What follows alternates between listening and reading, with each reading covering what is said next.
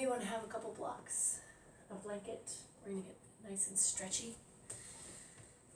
So coming down onto your mats. You can come into downward facing dog if you want to, or tabletop pose. Hands will come forward. Downward dog, you're just going to give yourself a little more space, a little more momentum, but you can stay low if you want to, or you come into a pigeon pose. So from downward facing dog, if you're there, your right leg will lift and your knee will come forward. You bring your right knee all the way out to the right side of the mat. Right? Turn it out so that your inner thigh is exposed, right? The inseam of the leg is opening up rather than closing down, right? You're not going to have your knee forward, you're going to have your knee out to the side. So your left foot goes straight back behind you for pigeon pose. If that's too much, right, because we're going to fold down in a minute. If it's too much, you're going to lean to the right, and you're going to bring that left knee forward and sit with your knees apart, right? Both feet out to the left, your right knee out to the side. Right? If you want to, this is a perfectly fine pose too, and you'll fold here. You want to feel a stretch in the glutes, right? So you can fold here, or you're going to come into the pigeon pose with your leg behind you, which is the one that I'm going to opt for, but you do the one that works best in your body. So if you've got some blocks, right, even without the blocks, you just want to press down into the mat. You want to draw some length into the spine, right? So as you draw length into the spine and you feel your knee out to the side, this inner thigh is going to rotate open. You feel opening in the hip. If it's too much on your knee, come into that bent knee position, right? You don't want to feel this too much in your knee joint. You want to feel it in your knee joint at all. It's about the glutes, right? The back a little bit, the length of the spine. It's also, if you've got your leg behind you, the front of this left hip flexor is stretching. Right? So from here, single pigeon, you're going to keep that spine really long and you're going to pull the heart forward and lower down. You want your forehead to land on something, so you can make a little fist with your hands. You can bring the palms down, one on top of the other, make a pillow. You can use your blocks, right? If you're going to stay up a little bit, let the shoulders relax though. Notice if you're like holding yourself up in a forearm plank. We want to relax a little bit more than that. We want the effort or the sensation really to be in the hip, in the right hip joint, rather than in the shoulders. So let yourself sink down. You can even bring these blocks underneath the chest to release a little bit more, right? You still, if you can, bring something under the forehead, right? That there's a relaxation response, like a little trigger point in your forehead here. But you get to choose the height, right? We're going to hold here for a little bit. Now if your right hip is hovering off the ground, I've got a blanket set up here.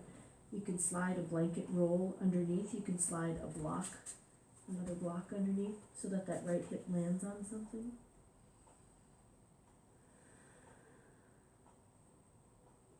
We're going to give it a couple of minutes, so we're just going to breathe. And you're going to allow yourself to feel the sensations, right? There should be a little bit of discomfort, right? You're pushing into some joints. You're lengthening into some places that get pretty tight. So you're going to feel that sensation, and the discomfort you feel is opening up that space, right? If you feel pain, obviously that's not good, and you're going to back out of it a little bit.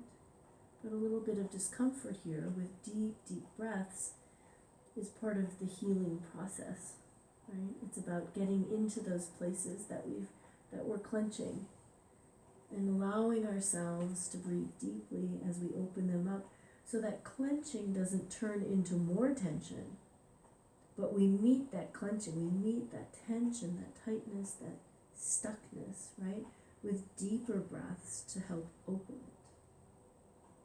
We're resetting our nervous system and our response to stress. Right? When we feel intense sensation, we can meet that with tension and stress, or we can meet it with deep breath and softness and acceptance. And acknowledgement, right, that this is a place in our body that's tense. We're holding something here. maybe even a lot of things. Check in with your shoulders, check in with your breath.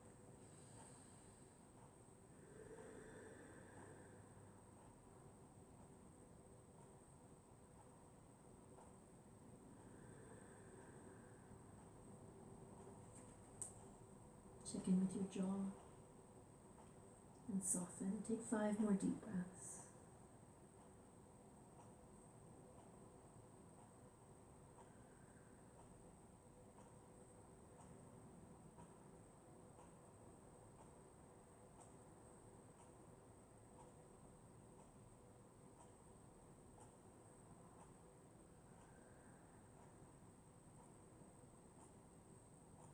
Last breath in. And a breath out. Put the hands back down on the mat. Lift the torso. You feel a little release. Bring the block out from under the right hip if something is there, or a blanket. You're going to lean over to the right, and you're going to bring that left leg all the way forward. All the way forward. You're going to shift the hips a little bit. Bring the right foot out so it comes just on the inside of that left thigh. So if sitting up with your legs out like this, if just sitting on the mat is too much, your spine's rolling in, it's just really hard to lift and straighten up the spine, you're going to bring a blanket and slide it underneath your hips. Otherwise, you're going to open up here to a really tall spine. You're going to turn a little bit towards your bent knee. Right? Left hand is going to turn up. Left toes are turning up, and you're going to slide that hand down towards the foot as you bring the right shoulder open. Right? So you're twisting open a little bit. You're going to try and keep the side of the waist long, and your right arm is going to go up, and you're going to take a side stretch all the way up and over. So this right hand, make them all the way down to the toes. It may not get anywhere near it, right? What you want to do is draw length. So you're drawing up and long before you come over to the side. Draw those shoulders away from the ears. Keep the chest rotating open. So this left hand on the inside of the leg, right? You can hold your foot, you can bring it down on the mat. But what you want to do is press into the inner leg a little bit. Avoid the knee joint, right? Into the inner leg, the calf, wherever it lands. And use that as like a lever to open up and to twist open the chest. So you're getting as much space as you can across the front of the body, the side of the right side of the body, around the neck. We're still here for another minute or so.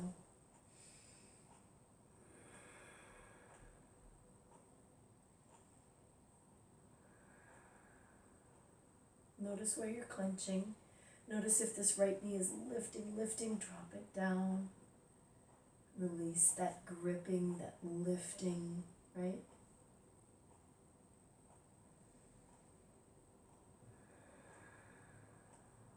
Another 3 deep breaths.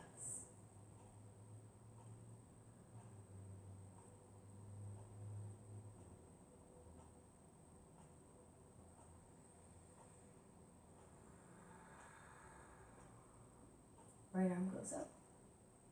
Like there's a little string up towards the sky, and it's lifting you all the way back up. Bring the hand back down. You're going to turn now and turn towards your extended leg. So your hands can come down to the mat, fingertips. Lift a little bit and spin a little bit so that as best you can, your chest is facing those toes. You can bring your knee out or in, right?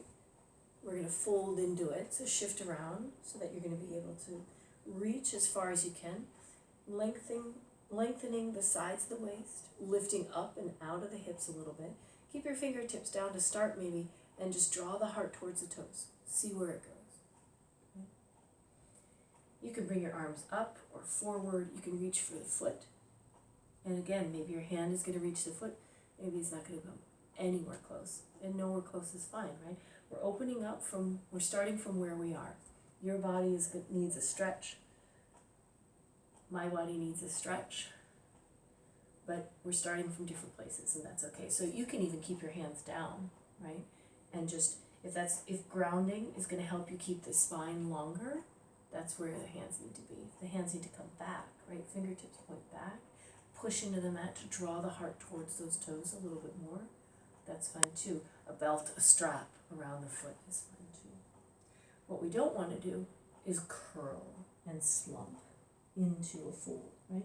We're hinging at the hips, so rather than forehead to knee, our heart's going to reach towards the toes. You'll feel it more. You'll feel it more in the back, in the leg. Lengthen the spine. You can bring your head down. Eventually, just try not to take your shoulders with it. Bend into the elbows to draw your heart forward a little more. We're going to hang out here for a little bit and breathe. And we're not just hanging out and tuning out, but we're tuning in, right? We're breathing in, following the breath in, following the breath out. We just sink into our breath so that the mind gets quiet and starts to notice the sensations in the body. Start to notice the subtle clenching in different places, the shoulders hiking up, the knee pulling in, right? The muscles in the leg that are pulling that knee in. Soften down, lengthen the habits of slumping in, right? And we just make these little subtle adjustments to just release as much as we can in this fold.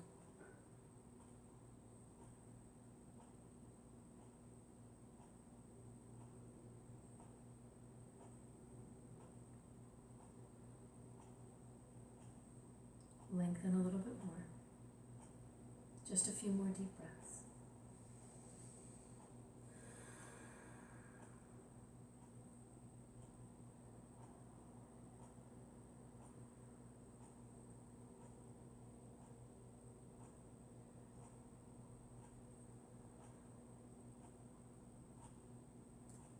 And start to roll yourself back up. Hands can come back down.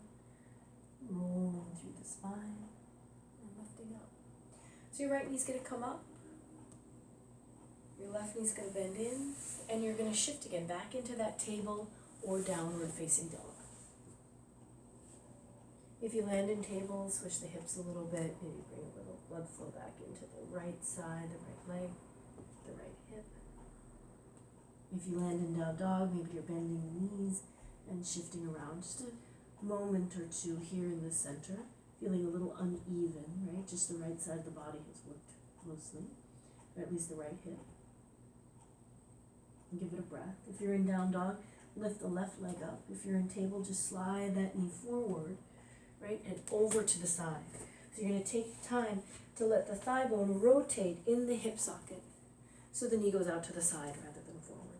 You're going to bring the left ankle forward maybe. Doesn't have to come all the way forward so it's parallel to the mat, but you want to bring it out to the side, right? So again, you're shifting forward, your knees out to the side at an angle so the inner thigh is exposed.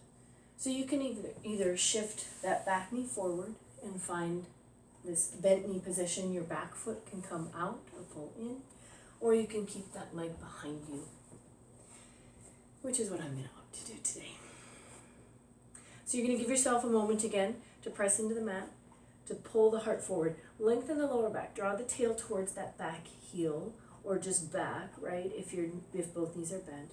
Draw the heart forward and lift a little. I want you to lift and lengthen the front of the body. If you feel it in the low back at all, lift up a little more. Draw the ribs in a little more. Give it another breath.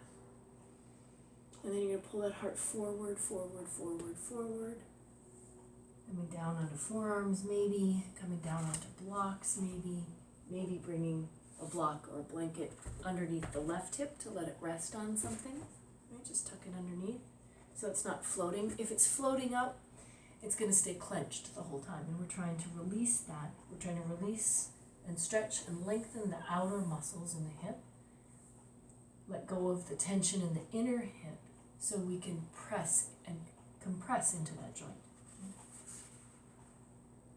Again, notice if you're holding yourself up in a forearm plank, right? Shift the torso, shift the legs, take the next few breaths to shift around until you find a place where you can sustain a level of slight discomfort, right? That we know is the work, right? No pain, Definitely no pain. No pulling in the knee, but maybe some intensity in the hip. And know that maybe this side, maybe the other side you were in single pigeon, maybe this side is much tighter and you want to change into those bent knee poses. That's fine, right? We want to feel a little more even when we finish. So we don't have to be in the exact same pose position, depth to start with. We start uneven, right? The right side and the left side already, you know that this side feels different from the other. And that's fine. We're not symmetrical at all. Notice if the shoulders are up by the ears, make some space around the neck. Notice if you're pushing and holding yourself up, relax a little bit more. Start to drop into the sensation in and around the hip. Notice just how much tension is there, how much tightness, how much stuckness, how much clogged energy. Can you breathe a little more deeply into it? And with each breath, you just kind of break up that stuckness. Maybe you just soften it around the edges. As you release each exhale, that really dense intensity starts to loosen up a little bit.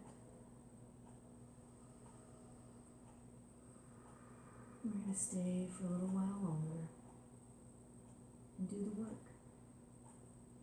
Do the work of letting go, doing the work of being present, doing the work of changing our habits of how we react to tension, how we respond to stress, right? There's intensity there, there's sensation there. Are we meeting it with tension, with gripping, with resistance? Or are we meeting it and just noticing it, witnessing it? It's tension. That's all it is. It's just tension. And we meet it and we breathe into it. We stay long enough to recalibrate our response. We're not resisting it. We're breathing into it. And once we sink into a deeper, calmer breath and let go of the resistance, we notice that intensity lessening, maybe just a little bit. And even if it's not lessening, it's not expanding, right, with our resistance. We're not meeting it with intensity and tension. It just takes over a little bit less until we feel the intensity just right in that spot and not through the whole body, not through the nervous system, not in the brain, not in the jaw, not in the shoulders, just right there in the hip. And we're sending breath there to help that tension soften.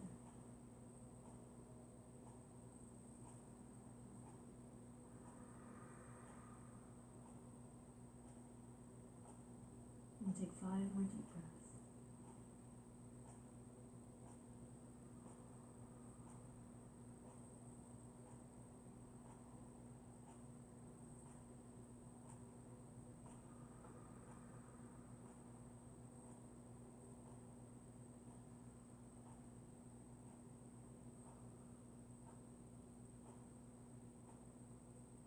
Last breath in. And a breath out. Just press the hands down into the mat. Lift through the torso. Set the blocks aside. If you're using them, lean off to that left hip and swing that right leg all the way around. Coming forward again. Shift the hips a little bit so that you can bring the left sole of the foot inside the right inner thigh. Again, blanket under the hips if it's tough to sit here with a tall spine. Let the right toes turn up. This knee can come out more, come in more. You're still going to feel a little bit of that tension in the hip, right? Because we've still got the knee bent and we're compressing it just a little bit, though a lot less than in a pigeon pose. So right hand is going to turn up, right? We're not going to push down, we're going to lift. slide it on the inside of that leg, so you can give it a little press and a little turn. Left shoulder comes back, so you're turning towards the bent knee. Left arm is going to go up, and just like when we lift, right, that little string out of the fingers reaching up towards the sky gets length through the sides of the waist, even the right side of the waist too. And you're going to try to reach out and keep spinning open. Maybe the right hand comes to the inside of the foot, maybe it just sits down on the ground, but your arm is on the inside of the leg, so you can use that as a lever to open up a little bit. Left fingers up and over, left sit bone down, shoulders down, away from the ears, as the left fingers reach out towards those toes, or maybe up towards the sky. Keep this chest spinning open without curling down into it, right? Your right side of the waist is shorter here than the left, but you don't want to cut off circulation by just crunching into it. You want to keep it long by opening up as much as you can. Give ourselves another good minute here. Notice if that left knee is lifting, if there are leg muscles, hip muscles trying to lift it up, right? That's another form of resistance of just letting this open. Let the knee drop. I've even got my elbow here on the inside of the thigh. My hand's going to come to the left thigh to press down, to just release, to just encourage it, to let go. Again, neck, wherever the neck is happy, that's where you need to send the gaze. You can look up, you can look to the side, you can look down.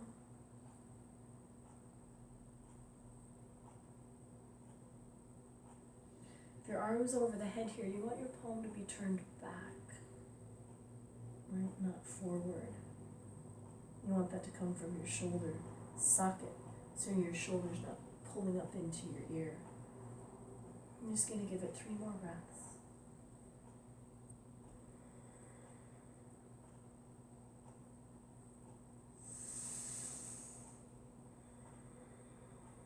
Last breath in. And a breath out. Lift up through the left fingers, up through the crown of the head, and then the arm will come back down. Bring those right fingers out to the side too, and you're just going to move the torso, move the fingers into a twist towards the extended leg this time. Let your hips shift around. Create your strap if you need to. Move your left foot if you need to, right? So you're in a place where your chest is reaching towards the toes a little bit, pointed towards the toes, lifting up through the spine. Fingertips can stay down, they can go back.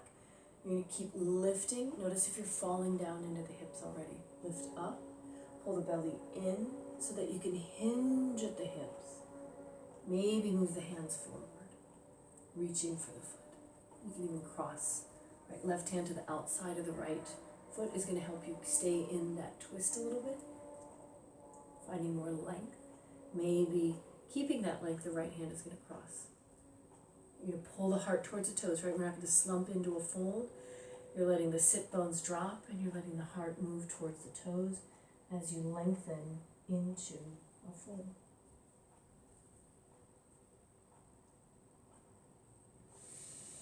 Notice if the ears or the shoulders creeped up towards the ears again. Make some space around the neck. Just close the eyes and breathe.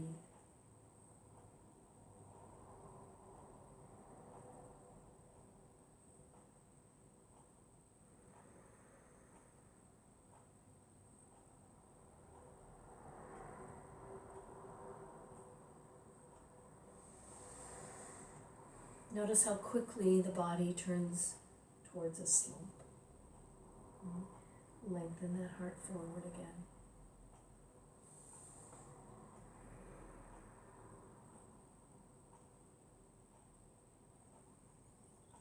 See how much you can broaden across the collarbones. And keep the lower back long, the sides of the waist long for these last few breaths.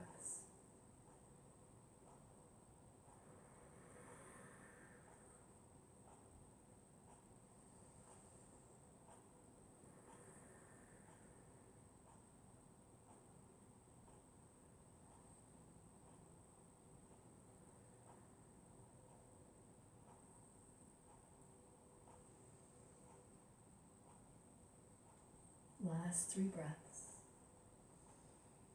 Reach that heart forward, bend at the elbows to draw yourself in. Last breath in. And a sigh. Hands come back down if they've lifted somewhere to roll yourself back up. Left knee's going to come up, right knee's going to come in. You're going to swish the knees off to the side, coming back into that tabletop pose to swish the hips side to side a little bit. Hip circles if it feels good. And then into downward facing dog to finish. Or into child's pose, right? You can take that table into child's pose or into downward facing dog. You can take your downward dog into child's pose to finish. Give yourself a few breaths. And feel the response of the hips, of the backs of the legs. Most importantly, feel the response in the nervous system, right? Releasing some of the tension.